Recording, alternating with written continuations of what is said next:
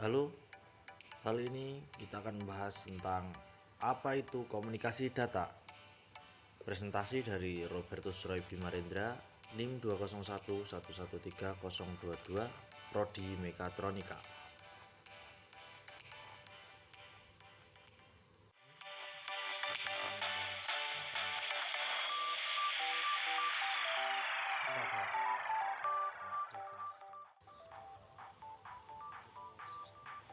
Dari pembahasan kali ini kita akan membahas 4 bab, yaitu yang pertama ada definisi komunikasi data, yang kedua sistem komunikasi data, yang ketiga mode komunikasi data, dan yang terakhir ada protokol komunikasi.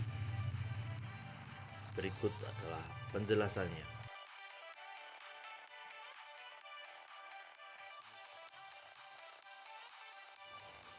Yang pertama, definisi komunikasi data.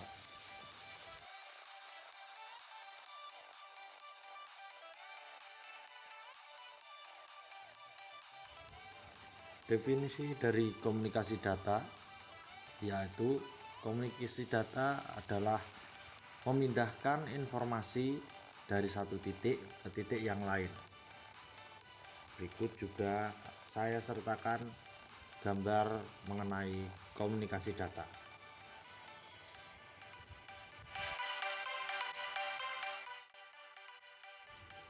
Yang kedua, sistem komunikasi data.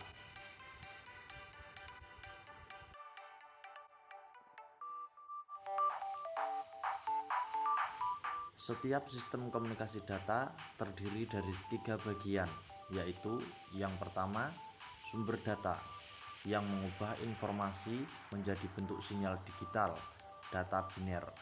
Yang kedua, sebuah penerima yang menerima sinyal dan mengubahnya ke bentuk data asli. Dan yang terakhir, jalur komunikasi, sebuah jalur komunikasi yang menghantarkan sinyal digital. Yang ketiga, ada mode komunikasi.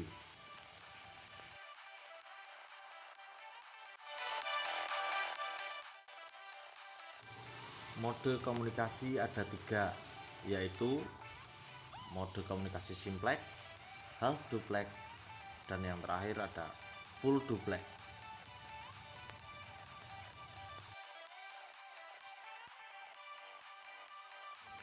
Yang pertama, mode komunikasi simplex. Sebuah sistem simplex dirancang untuk mengirim data dalam satu arah saja. Berikut juga saya sertakan gambarnya dari transmitter ke receiver. Yang kedua, mode komunikasi half duplex. Sebuah sistem half duplex dirancang untuk bisa mengirimkan data dalam 2 arah. Berikut saya sertakan juga gambarnya. Keduanya memiliki transmitter dan receiver dan bisa mengirimkan data 2 arah.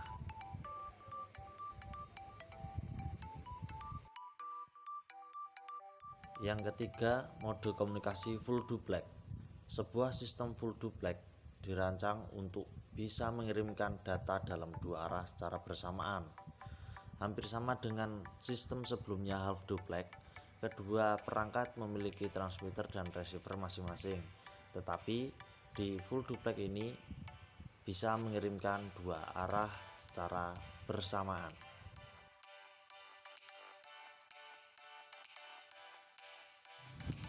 Dan yang terakhir, keempat, ada protokol komunikasi.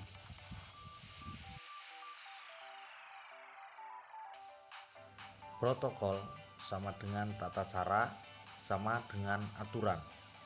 Ketika komputer, terminal, dan atau peralatan pengolahan data melakukan proses pertukaran data, dalam hal ini komunikasi data, maka selalu ada banyak langkah atau cara yang dilakukan.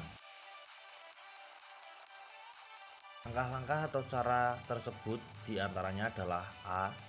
Sumber harus mengaktifkan jalur komunikasi tujuan atau memberi informasi ke jaringan bahwa ia akan berkomunikasi dengan komputer yang ada di dalam jaringan.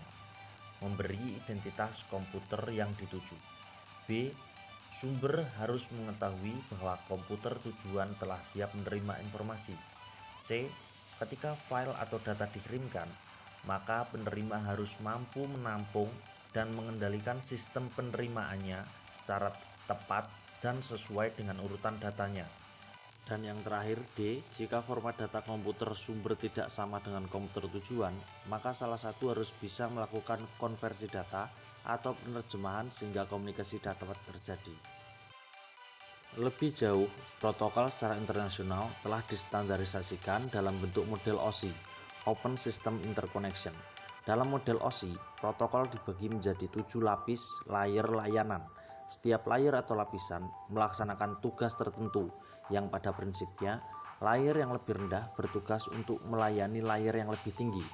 Dengan 7 lapisan tersebut, maka setiap data yang diterima benar-benar telah memenuhi syarat, tidak ada data yang rusak atau hilang sebagian, bahkan data harus memiliki sertifikasi atau izin semacam tanda tangan yang sah agar bisa diterima.